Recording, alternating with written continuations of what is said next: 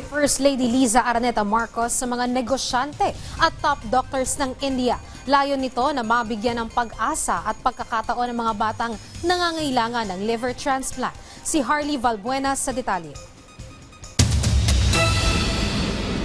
Bigyan ng pangalawang pagkakataon ang mga kabataang nangangailangan ng liver transplant. Ito ang isinulong ni First Lady Liza Araneta Marcos sa pakikipagpulong sa mga negosyante at top doctors mula India.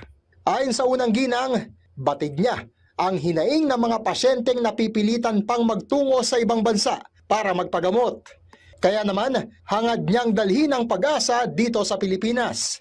Ito ay sa pamamagitan ng mas abot kayang mga gamot at pag-aatid ng serbisyong medikal para sa mga pinakanangangailangan. Sa hangaring mabigyan ng pangalawang pagkakataon sa buhay ang mga kabataang nangangailangan ng liver transplant, nakipagpulong si First Lady Liza Araneta Marcos sa mga negosyante at top doctors from India. Dagdag pa ng unang ginang ang pagkasalba ng buhay, gawing mas abot kaya ng gamot, at maitayo ang serbisyong medikal ng kanyang pangunahing hangarin para sa mga kabataang lubos na nangangailangan sa bansa.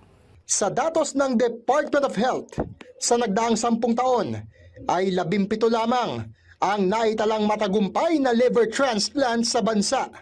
Noon namang 2020, halos 10,000 ang namatay sa bansa dahil sa komplikasyon sa atay, batay sa datos ng Philippine Statistics Authority.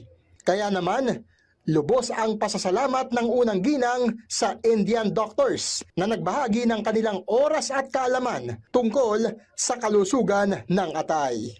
Harley Valbuena para sa Pambansang TV sa Bagong Pilipinas.